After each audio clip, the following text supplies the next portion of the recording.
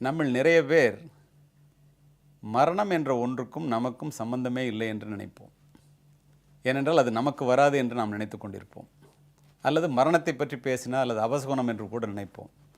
நான் அதை பற்றி உங்களிடம் கூற வந்திருப்பதற்கு காரணம், மரணத்தை பற்றி ஒரு மனிதன் முழுமையாக அறிந்து கொண்டால் மட்டுமே வாழ்க்கையை முழுமையாக வாழ முடியும். ஜனனமும் பூமியில் புதியது இல்லை, மரணத்தை போலொரு பழையதும் இல்லை.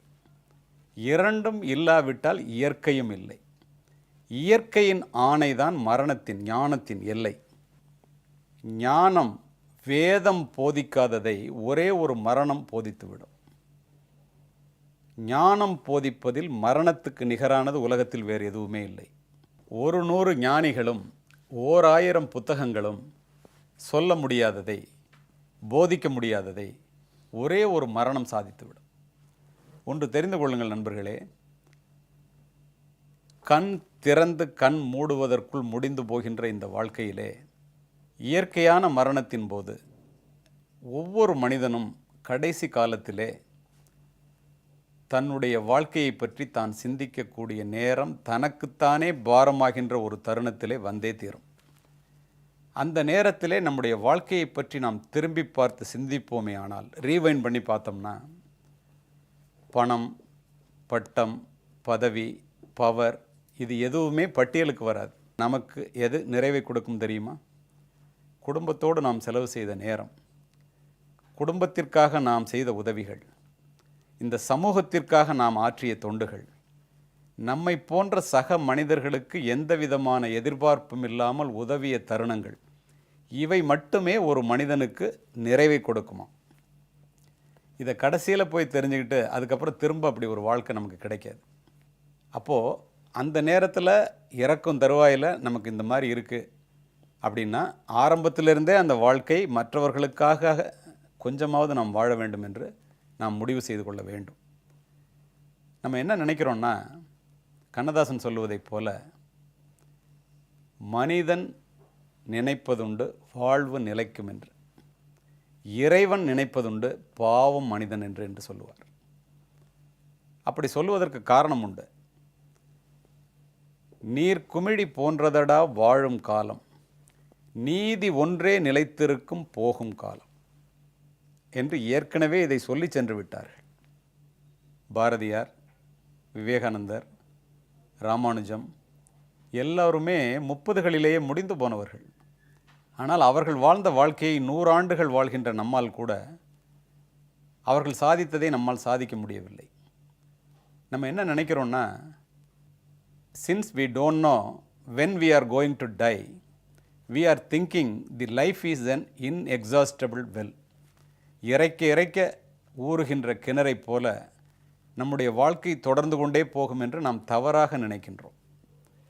அதற்காகத்தான் கூறுவார்கள், death ought to be right before the young people as much as before the eyes of the old people என்று சொல்லுவார்கள். வயதானவர்களுக்கு முன்னால் இறப்பு எப்படி பயமுறுத்துகிறதோ, இளைஞர்களுக்கு முன்னாலும் அந்த இறப்பு அவர்களை பயமுறுத்த வேண்டும். அப்பொழுதுதான் தன்னுடைய வாழ்க்கையை தான் இறக்கப் போகிறோம், அதற்குள் ஒழுங்காக வாழ வேண்டும் என்று நினைத்து வாழுவார்கள் என்பதற்காக இதனை சொல்லி சென்றார்கள். வாழ்க்கை என்பது நிலையில்லாததுங்கிறத நம்ம உணர்றதோடு மட்டும் இல்லாமல், இறப்புக்கு பின் என்ன நடக்கிறது? உலகாண்ட மன்னவரும் மற்றெல்லாரும் உயிர் இறங்கும் போதில் எதை கொண்டு சென்றார்? நிலமென்றால் 6 அடிதான், அதற்கு மேலே நெருப்பிலிட்டால் சாம்பல் அன்றி மீதம் ஏதோம்பாம். மகுடம் தாங்கிடும் மல்லுடல் மன்னரும், மாங்கனி தேன்குடம் ஏந்திடும் பெண்டிரும், தேக்கினை மாளிகை ஆக்கிடும் சிற்பியும், உலகமும் தனதென ஆண்டிடும் மன்னரும், அவரை நம்பிடும் முட்டாள் தொண்டரும், சகலமும் தனதென பதுக்கிடும் மனிதரும், சம்போ சிவமென வாழ்ந்திடும் முனிவரும், சுடலையில் சமமாய் உறங்கிடல் நேர்ந்திடும். சுடலைன்னா சுடுகாடு. இதை உணர்ந்தால் வாழ்க்கை உன்னதமாயிடும். எவ்வளோ அழகாக சொல்லியிருக்கான் பாருங்கள். இது உங்களுக்கு அர்த்தம் சொல்ல வேண்டியதில் புரியும். இறந்த பிறகு என்ன நடக்குது? ஊரெல்லாம் கூடி உறக்க அழுதிற்று, பெயரினை நீக்கி பிணமென்று பெயரிட்டு. எவ்வளோ பெரிய பணக்காரனாக இருந்தாலும் சீக்கிரம் தூக்குடா போனால் நாரும்மா. பெயரினை நீக்கி பிணமென்று பெயரிட்டு, சூரையன் காட்டிடை கொண்டு போய் சுட்டிட்டு, நீரினில் மூழ்கி நினைப்பொழிந்தனரே. தண்ணியில் முழுகிட்டு இலை போட்டு சாப்பிட்ருவோம், எவ்வளோ பெரிய ஆளாக இருந்தாலும். இது தாண்டா வாழ்க்கை. இந்த வாழ்க்கையை உணர்ந்து எப்படி வாழணுங்கிறத நீ முடிவு பண்ணு. நாம் உணர வேண்டியது என்னவென்றால், what we have done for ourselves will die with us. What we have done for the world, for others, remain and it is immortal.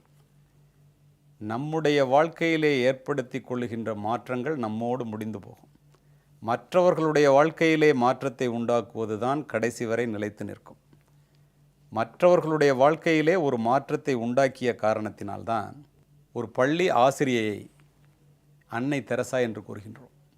மற்றவர்களுடைய வாழ்க்கையிலே மாற்றத்தை உண்டாக்கியதனால்தான் ஒரு ஈரோட்டு பெரியவரை தந்தை பெரியார் என்று அழைக்கின்றோம். மற்றவர்களுடைய வாழ்க்கையிலே மாற்றத்தை உண்டாக்கிய காரணத்தினால்தான் ஒரு சாதாரண வழக்கறிஞரை மகாத்மா என்று அழைக்கின்றோம். நீங்கள் இறந்து போனவுடன் மறந்து போகாமல் இருக்க வேண்டுமென்றால் எப்படி இருக்க வேண்டும் என்பதை ராபின் சர்மா அழகாக குறிப்பிடுவான்.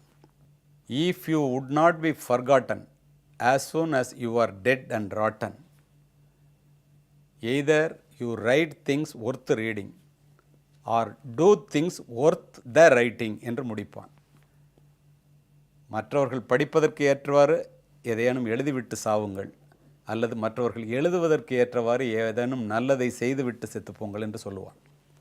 இதைவிட அழகாக who will cry when you die என்ற புத்தகத்திலே மிகவும் அழகாக குறிப்பிடுவான். It is a old Sanskrit saying. என்ன தெரியுமா அது நண்பர்களே? When you were born, you cried. Others rejoiced. Live your life in such a way that when you die, the world cries while you rejoice. ஒரு மனித வாழ்க்கை எப்படி இருக்கணும்னா, பிறக்கும்போது நம்ம அழுகிறோம், இந்த உலகமே சிரிக்குது. நம்ம வாழ்கிற வாழ்க்கை, நம்ம சாகும்போது நம்ம சிரிச்சுக்கிட்டே சாகணும், இந்த உலகமே அழுகணும். அப்போ தான் நம்ம வாழ்க்கைக்கு அர்த்தம் உண்டு. பூமிக்கு நாம் ஒரு யாத்திரை வந்தோம். யாத்திரை தீரும் முன் நித்திரை கொள்வோம். இது நிதர்சனமான உண்மை என்பதை நாம் புரிந்து கொண்டு வாழ்வோமே ஆனால், மனித குலத்திற்காக ஏதேனும் செய்ய வேண்டும். இந்த சமூகம் நமக்கு நிறைய கொடுத்திருக்கிறது. இந்த சமூகத்திற்கு நாம் ஏதேனும் கொடுக்க வேண்டும் என்ற எண்ணத்தோடு எல்லோரும் உழைப்போமே ஆனால், இறந்த பிறகும் நாம் மறக்கப்பட மாட்டோம் என்பதை நினைத்து ஒவ்வொருவரும் மனிதநேயத்தோடு வாழ வேண்டும் என்று கூறி முடித்துக்கொள்கின்றேன். நன்றி, வணக்கம். மீண்டும் நாளை சந்திப்போம்.